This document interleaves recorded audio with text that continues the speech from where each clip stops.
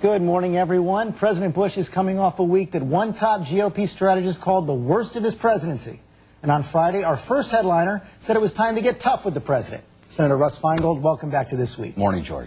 Tomorrow in the Senate, you're going to introduce a resolution to censure George W. Bush. Let me show that to our viewers and then get you to talk about it. It says, resolved that the United States Senate does hereby censure George W. Bush, President of the United States, and does condemn his unlawful authorization of wiretaps of Americans. That is a big step. Why are you taking it now? It's an unusual step. It's a big step. But what the president did by consciously and intentionally violating the Constitution and the laws of this country with this illegal wiretapping has to be answered.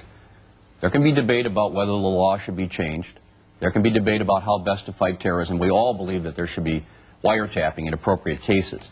But the idea that the president can just make up a law in violation of his oath of office has to be answered. But as you know, the president says he was acting on his inherent authority under the Constitution. And even your resolution acknowledges that no federal court has ruled that a president does not have that authority as commander-in-chief. So aren't you jumping the gun? Not at all. You know, we've had a chance here for 3 months to look at whether there's any legal basis for this. And they're using shifting legal justifications. First, they try to argue that somehow under the Foreign Intelligence Surveillance Act they can do this. It's pretty clear that they can't.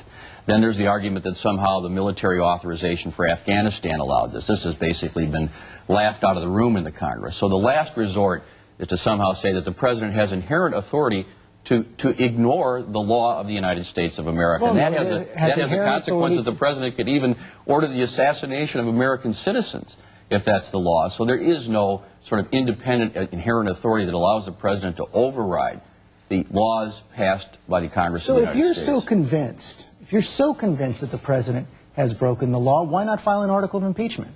Well, you know, that's an option that we could look at if somebody thought that was a really good idea. There are other options out there. In fact, this conduct is right in the strike zone, even though under the Founding Fathers they didn't have strike zones, they didn't have baseball, but this is right in the strike zone of the concept of high crimes and misdemeanors. So are you pulling your punch? But we have to consider, is it best for the country to start impeachment proceedings? Is it best for the country to consider removing the president from office? We're not mandated to impeach a president who has broken the law, but I think we are required to do our job, to live up to our oath of office and say, wait a minute, there has to be, at least as a first step, some accountability. Proper accountability is a censuring of the president, saying, Mr. President, acknowledge that you broke the law.